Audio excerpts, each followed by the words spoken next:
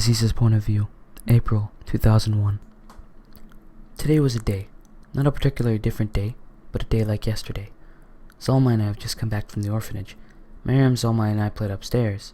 She told us stories of when Baba and her were younger, when they fell in love and got married. She spoke of their lives before I was born.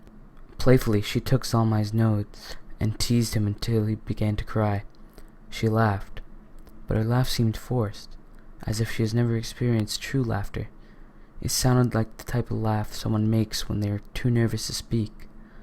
A call could be heard downstairs. Mariam, come down here and make me lunch. "Coming," she replied. "Sorry, kids, we'll have to do this some other time."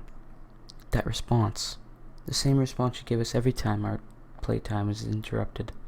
The door slams. Zalmai flinches. Miraculously, he continues to play with his toys as if nothing happens. I rest my ear on the door and attempt to listen to the conversation taking place just outside my room.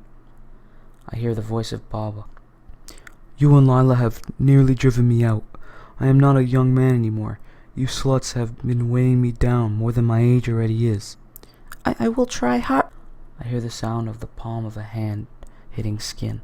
I jump in fright, and as I land, I feel a shiver come down my spine. My heart is pumping like an engine. Is this how all married people live? Do people constantly fight through the day and night? I hear footsteps coming towards my room. I rush to Zalma and pretend to play with the toys Baba got me a long time ago. The doorknob turns. As the door opens, I expect it to be my father visiting for my deserved punishment. The door creaks open. A face peeks through the crack between the door and the casing. It's Mama. The sun is lowering. Zalma and I gathered our pillows and blankets. Mother slept with us for the night. I don't know why she seemed scared, but she seemed to be a different person. She looked exactly like how I felt when I heard the slap. Fear, anxiety, and paranoia. She clearly didn't share the desire to play tonight as she usually did. Zalma and I laid on our backs. I thought it's worth asking Mama for a story. "Mom, can you tell me a story?"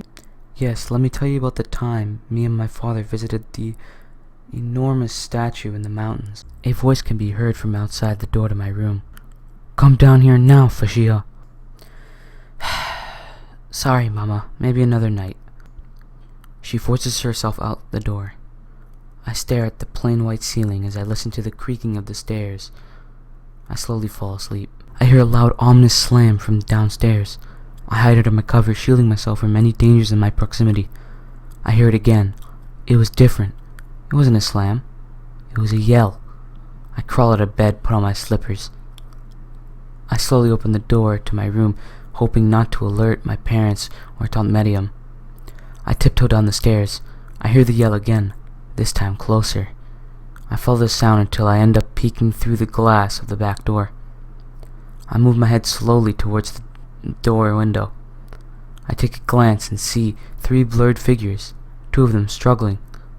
As my eyes enhanced, I begin to connect the hints of the puzzle that's slowly revealing itself. It's Mariam and Baba. Wait, who's that under Baba? It's Mama. Baba is hitting Mama? Why? Why are they fighting? Tears begin to fall down my cheeks. I look through the blurred vision caused by my tears. I see Baba choking Mama. She's turning blue. She's struggling to stay conscious. I fall to my knees. Why? The only question I can ask is why. I fall flat on my bottom, hold my knees. The world around me begins to grow darker. The colors that were once a surplus are now turning black. Like a plant that is near death, the world around me begins to rot. I cannot move. I'm paralyzed. Each second feels like an hour has passed by. The colors are nearly gone.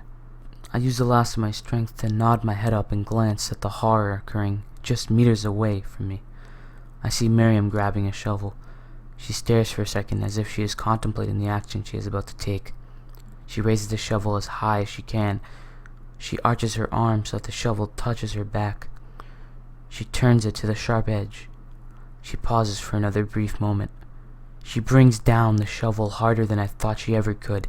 The shovel drops faster than my eyes can comprehend. I flinched and closed my eyes before the impact. Black. All there is black. All the colors that used to illuminate the world around me, gone. The world is consumed by darkness. Nothing left. Only me, the stupid girl who stuck her nose into something she shouldn't have. The world around me has changed.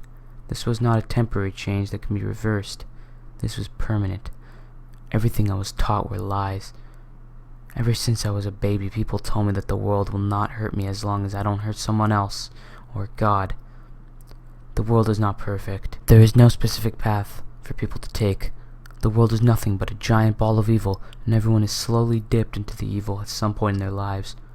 I cannot go on. What's the point? I begin to see my own body begin to fade into darkness. Suddenly, a white dot appears in the distance. The dot was so far, it seemed like it was miles away. Good is dead. Only evil remains. There is nothing left in this world, I said as I crawled towards the dot. As I continued to crawl towards the dot, it grew and revealed itself as some sort of light, like the opposite of a black hole. As I walked towards the dot, it spilled out light. I opened my eyes. The world begins to fill with light. Not the same light that was previously surrounding me. The light was much less colorful. It was a mixture of darkness and light. It was as if the world I previously lived in was a dimmed light switch. As my eyes adjust to the new light, I see two faces standing above me. My eyes finally focused. The faces were Mama and Miriam. I seemed to have fainted. Maybe all of this was a dream. Aziza, you're right, Mama said. Yes, I'm fine. Where's Baba? Baba is... He tried to kill... No. No. The tears that were previously flowing out of my eyes with ease have stopped. I wanted to cry. Nothing came out. I could no longer cry.